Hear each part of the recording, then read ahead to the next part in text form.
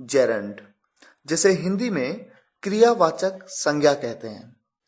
पिछले video lecture में हमने संज्ञा के बारे में पढ़ा, नाउन के बारे में समझा और हमने ये भी जाना कि नाउन कितने टाइप्स के होते हैं, कितने प्रकार के होते हैं। Proper noun, common noun, collective noun, material noun और एब्स्ट्रैक्ट नाउन। आज जिस टॉपिक के बारे में हम चर्चा करेंगे ये टॉपिक है क्रियावाचक संज्ञा। ये भी संज्ञा का एक प्रकार है, बहुत ही महत्वपूर्ण टॉपिक है और कंपटीशन एग्जाम्स में मोस्टली ये टॉपिक सेंटेंस करेक्शन एक्सरसाइजेस में आता है। इसे जेरंड कहते हैं, GERUND, जेरंड। देखिए होता क्या है, इसे हम डिटेल में समझेंगे। पहले मैं आपको बता दूं कि जब भी किसी क्रिया के साथ ING लगाकर उसे नाउन की तरह यूज किया जाए तो वो नाउन यानी वो संज्ञा जेरंड कहलाती है। थोड़ा कंफ्यूजिंग है पर आप समझेंगे इस वीडियो लेक्चर में। सबसे पहले important to know before you proceed, gerund के टॉपिक को समझने से पहले यह समझना जरूरी है, बहुत जरूरी है कि किसी भी वाक्य में सब्जेक्ट या तो संज्ञा होती है या फिर सर्वनाम। यानी किसी भी सेंटेंस में सब्जेक्ट या तो नाउन होता है या फिर एक प्रोनाउन। इसके अलावा सब्जेक्ट कुछ और हो ही नहीं सकता। ये आप लिख के ले लीजिए। मान लीजिए कोई सेंटेंस आपके सामने आया, उस सेंटेंस में जो सब्जेक्ट है वो या तो एक नाउन होगा और या एक प्रोनाउन होगा। ऐसा हो ही नहीं सकता कि वो एडजेक्टिव हो या एडवर्ब हो या कंजंक्शन हो या प्रेपोजिशन हो। ऐसा हो ही नहीं सकता, ये आप जान लीजिए। इसके बाद एग्जाम्पल्स मैं आपको देता हूं। एग्जाम्पल्स आपके सामने है। सबसे पहला एग्जाम्पल, सफलता बहुत जरूरी है, सक्सेस इज वेरी इंपॉर्टेंट। यहां पर सब्जेक्ट क्या है? सक्सेस।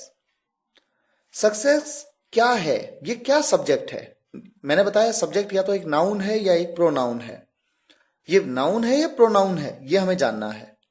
प्रोनाउन तो ये हो नहीं सकता क्योंकि हमने पार्ट्स ऑफ स्पीच में ये जाना था कि प्रोनाउन होते क्या हैं। सर्वनाम जो संज्ञा की जगह पे आते हैं, जैसे ही, शी, दे, आई, यू, ये एक नाउन है। पर कौन सा नाउन है? क्या ये प्रॉपर नाउन है, कॉमन नाउन है, मटीरियल नाउन है, कलेक्टिव नाउन है या फिर एब्स्ट्रैक्ट नाउन है? तो पिछले वीडियो लेक्चर में हमने ये समझ लिया है कि ये एक एब्स्ट्रैक्ट नाउन है। इसी तरह से अगला एग्जाम्पल देखिए, अयांश मेरा बेटा है। Ayansh is my son. Subject है अयांश। कैसा सब्जेक्ट है? नाउन है या प्रोनाउन है?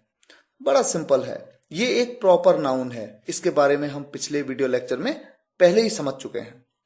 तो ये एक व्यक्ति का नाम है और जो व्यक्ति का नाम होता है या वस्तु का नाम या स्थान का नाम, वो क्या होता है? वो होता है प्रॉपर नाउन यानी व्यक्तिवाचक संज्ञा।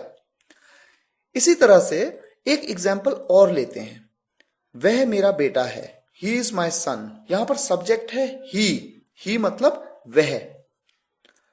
ही क्या है? ये एक प्रोनाउन है। ये बात हम parts of speech pronoun topic में समझ चुके हैं और ये तो बड़ा कॉमन है, हम सभी जानते हैं। He, she, they, it, I, you, we, ये क्या है? ये सब प्रोनाउन है। तो मैंने अभी तक आपको 3 एग्जाम्पल्स बताए। पहले एग्जाम्पल में सब्जेक्ट है एब्स्ट्रैक्ट नाउन। दूसरे एग्जाम्पल में मैंने जस्ट अभी आपको बताया कि सब्जेक्ट था नाउन और इस एग्जाम्पल में आपके सामने सब्जेक्ट है प्रोनाउन। अगला एग्जाम्पल देखते हैं। अब आपके सामने एक इंटरेस्टिंग सेंटेंस है, पढ़ना अच्छी आदत है। Reading is a good habit. यहां पर सब्जेक्ट है पढ़ना। किसके बारे में बात हो रही है? पढ़ने के बारे में। तो सब्जेक्ट कौन है? पढ़ना।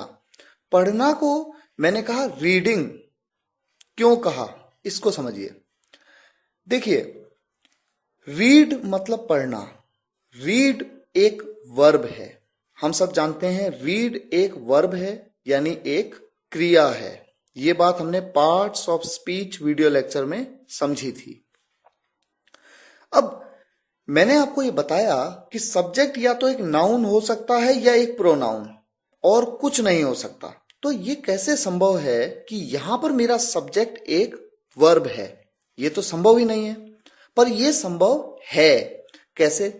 जब आप किसी वर्ब के साथ आईएनजी लगा देंगे और उसे सब्जेक्ट की तरह यूज करेंगे तो फिर वो वर्ब नहीं बल्कि जेरंड कहलाएगा। और जेरंड मतलब होता है क्रियावाचक संज्ञा, यानी एक संज्ञा की तरह आप उस क्रिया को यूज करेंगे आईएनजी लगा करके। तो यहां पर घबराइए नहीं, ये सब्जेक्ट भी मेरा संज्ञा ही है, लेकिन ये संज्ञा क्या है? क्रियावाचक संज्ञा, जिसे आप जेरंड कहते हैं, और इसी टॉपिक को हम यहां पढ़ रहे हैं। अब इसकी डेफिनेशन देखते हैं। अब चूंकि हम कुछ बेसिक चीजें समझ चुके हैं जेरंड के बारे में, तो डेफिनेशन आपके सामने है। अगर किसी भी क्रिया के साथ आईएनजी लगाकर उसे संज्ञा की तरह प्रयोग किया जाए तो उसे क्रियावाचक संज्ञा कहते हैं। If a verb is added with ING and used as a noun in a sentence, then the verb is called gerund. कुछ एग्जाम्पल्स आपके सामने हैं जेरंड के, जहां पर वर्ब के साथ आईएनजी लगा करके एज अ नाउन यूज किया गया है। एग्जाम्पल देखिए, running is good for health. Subject है रनिंग। रनिंग मतलब दौड़ना। मीनिंग में कोई चेंज नहीं है, फर्क सिर्फ इतना है कि वो जो वर्ब है, जो क्रिया है, उसके साथ आईएनजी लगा दिया और सब्जेक्ट की तरह यूज किया। Running is good for health. Gymming is my routine. Playing guitar is my love. Play मतलब खेलना, ये तो एक क्रिया है, लेकिन क्रिया के साथ आईएनजी लगाया और as a noun, as a subject आपने उसको यूज कर लिया। Loving you is my habit. Smoking is injurious to health. देखिए यहां पर स्मोक मतलब क्या होता है?